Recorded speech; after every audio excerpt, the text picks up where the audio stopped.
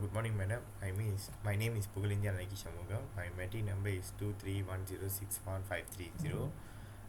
For the thermofluid assignment, I choose the car radiator cooling system. For introduction, the car radiator is the vital thermofluid system that keeps the engine at optimal temperatures. It transfers excess heat from the engine's coolant to the surrounding air, ensuring that the engine doesn't overheat. Working principle: the radiator uses heat transfer principle like conduction and convection to cool down the engine. Hot coolant flows through the radiator's tube and the heat is transferred to the surrounding air by convection through the radiator's fins.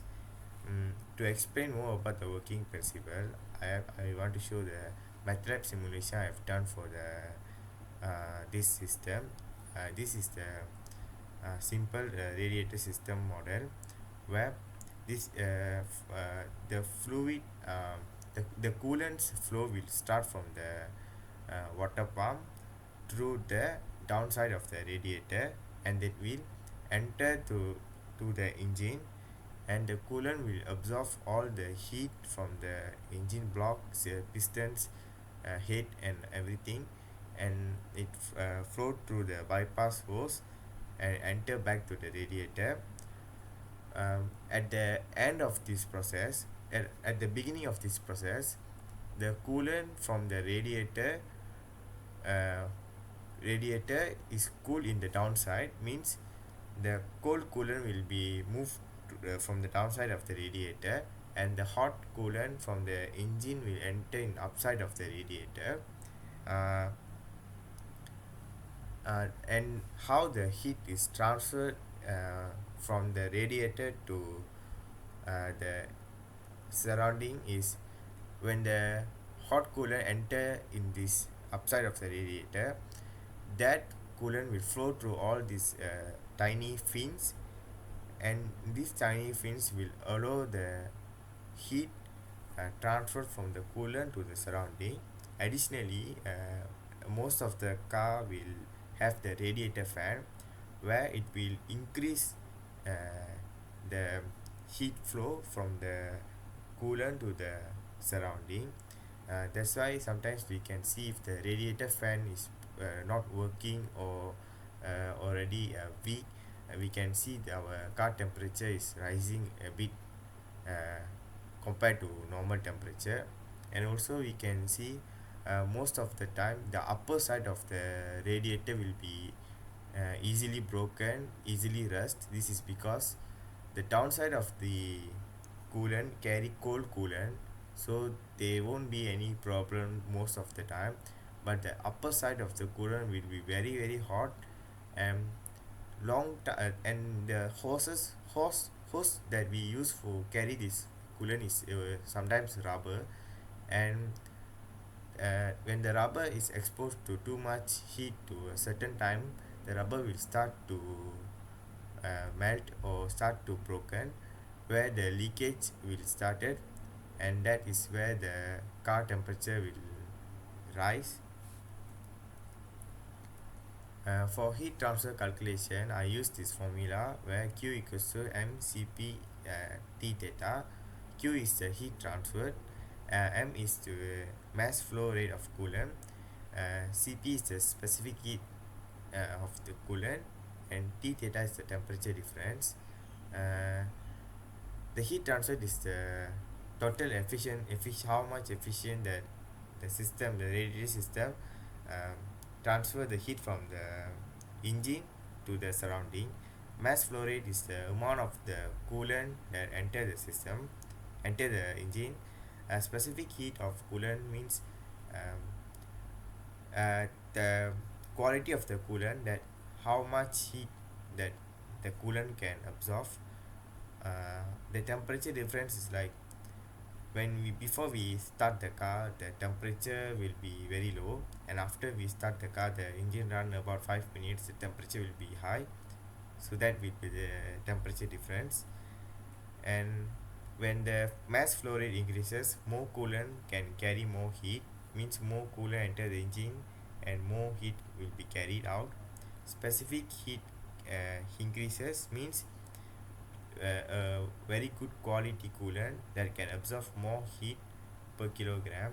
That's why we all advise to use coolant instead of water, because compared to water, coolant are designed to carry out more to absorb more heat compared to water.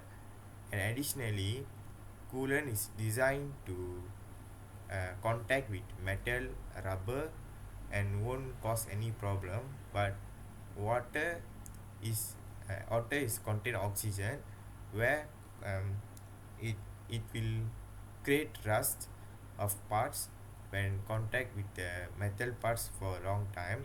That's why when people use water in their radiator system, their radiator system will be cause more problem. Firstly, their radiators bypass hose will be very rusty, and someone when they open the radiator cap, they can see more rust filling around the radiator water. And as we can see, all engines will equip with a thermostat and a pump. These two are metal parts, where thermostat contains with a spring with a valve, like act like a valve with a spring. When the heat is more, the spring will expand and allow more heat to more no no no when the heat is more, the thermostat spring will be lesser, allow more coolant to enter the engine. And when the temperature reduces, the thermostat will started to close the valve and make less coolant to flow to the engine. And when people and also same to water pump, the water pump also will allow smooth flow of the coolant.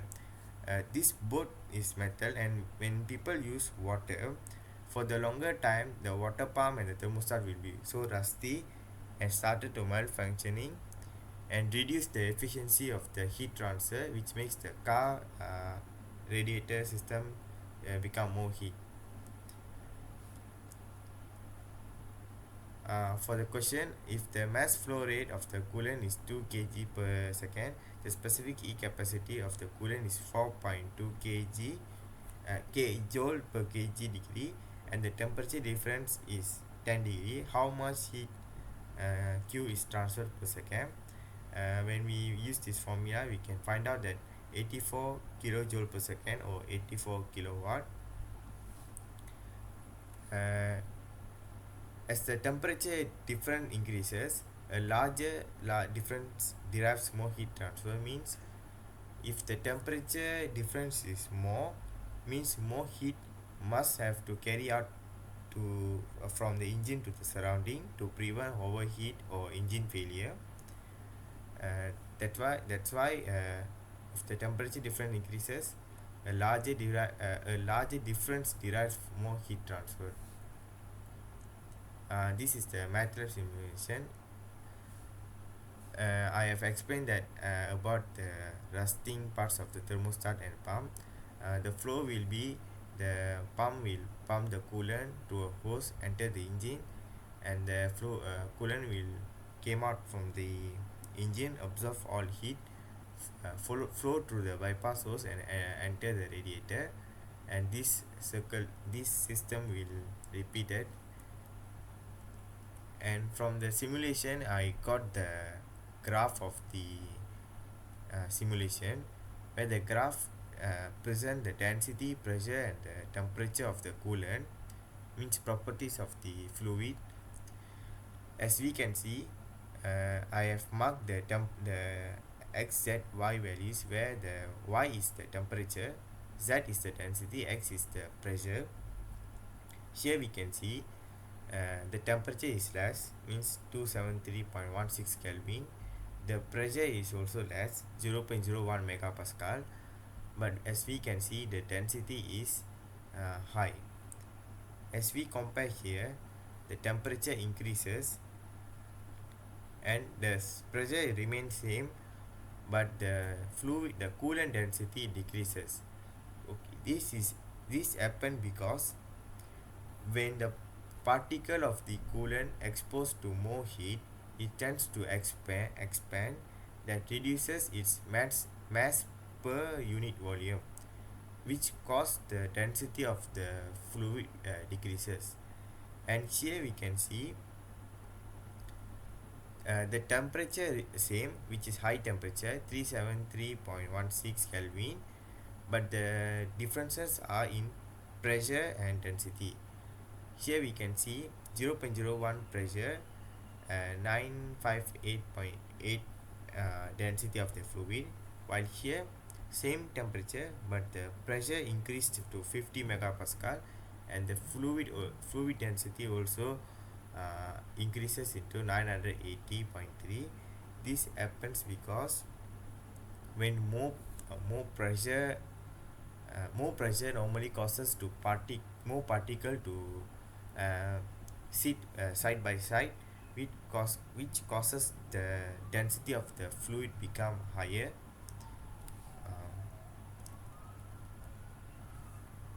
This is the fluid density in system means graph for time respect density of the fluid in the hoses. We got mainly two type of hoses: bypass hose and radiator hose.